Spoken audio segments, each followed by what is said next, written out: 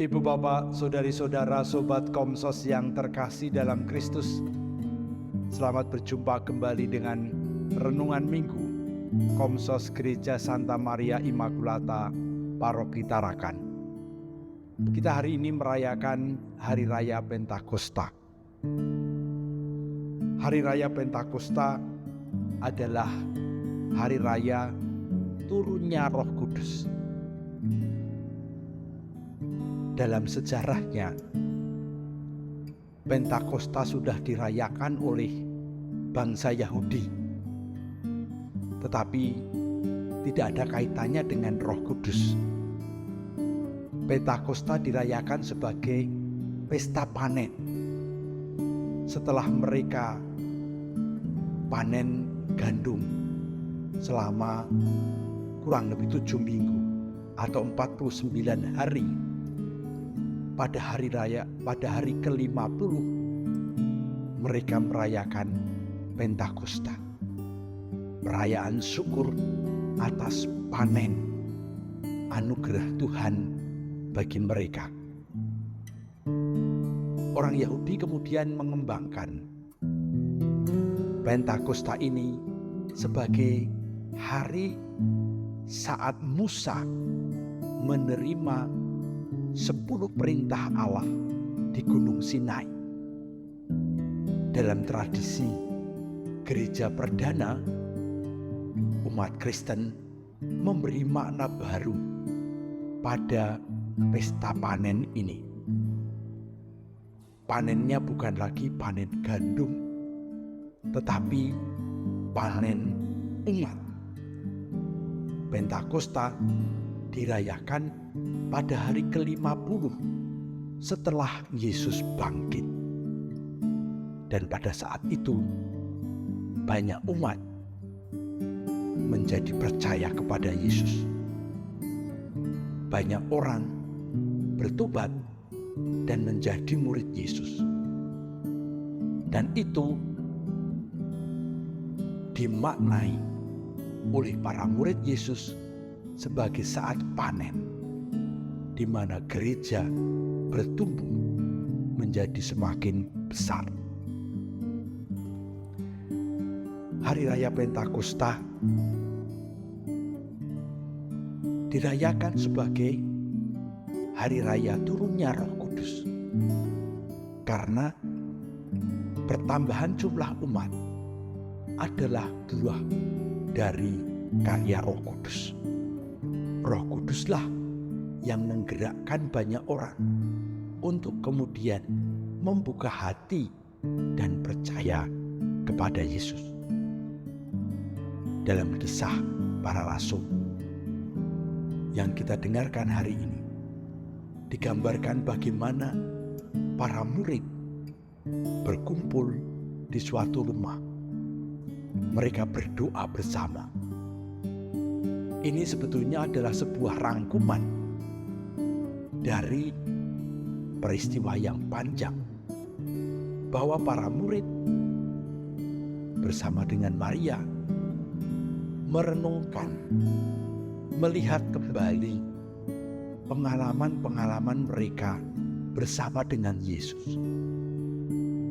Mereka meneliti satu persatu peristiwa-peristiwa Yesus yang telah mereka alami. Mereka kemudian saling berbagi pengalaman pribadi dengan Yesus, yang akhirnya menjadi pengalaman bersama.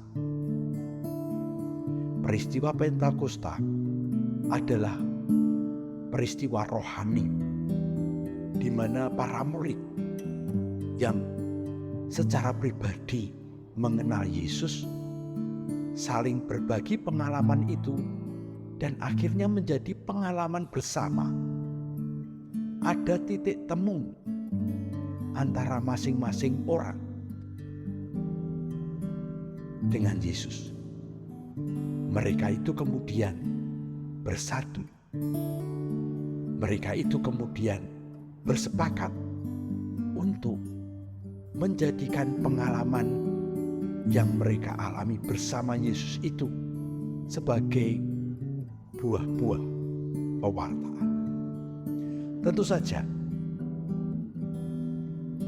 mereka mewartakan itu karena di dalam diri mereka setelah mengenal Yesus ada perubahan hidup. Itu yang penting. Perjumpaan mereka dengan Yesus mengubah hidup mereka.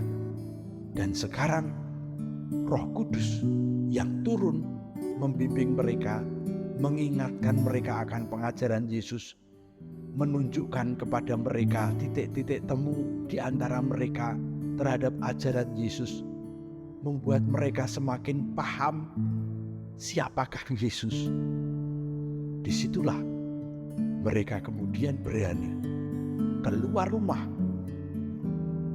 Mereka kemudian berani berbicara dalam berbagai macam bahasa untuk mewartakan Allah yang telah mencintai manusia dalam Yesus Kristus. Itulah peristiwa Pentakosta. Itulah saat Roh Kudus berkarya. Dan sebagaimana dijanjikan oleh Yesus bahwa Dia akan menyertai kita, menyertai gereja sampai akhir zaman. Begitulah sampai saat ini pun Roh Kudus terus berkarya di dalam diri kita, di dalam gereja. Oleh karena itu, tidak heran kalau Roh Kudus membuat apa yang dikatakan para murid pada zaman itu dapat dimengerti siapa saja sampai sekarang. Itulah karya Roh Kudus. Ajaran-ajaran yang diberikan Yesus, meskipun itu sudah terjadi 2000 tahun yang lalu, ajaran itu selalu dapat diterapkan di berbagai angkatan, di berbagai zaman, di berbagai situasi. Karena Roh Kudus, ajaran-ajaran Yesus tidak pernah menjadi basi. Ajaran-ajaran Yesus tidak pernah menjadi masa lalu yang harus diganti atau dibuang. Dan itulah karya Allah yang menyertai kita dengan Roh Kudus-Nya. Setiap orang yang mendengarkan pewartaan kita, yang melihat cara hidup kita, mereka menemukan kehadiran Yesus di zaman ini. Kalau hidup kita selaras dengan apa yang diajarkan Yesus, apa yang dicontohkan Yesus, kita menghadirkan Yesus di zaman ini juga. Oleh karena itu, di dalam Injil Yesus menyampaikan kepada kita semua, juga para murid, bahwa Roh Kudus, Roh kebenaran, adalah Dia yang akan selalu mengingatkan kita akan kebenaran-kebenaran yang dikehendaki Allah.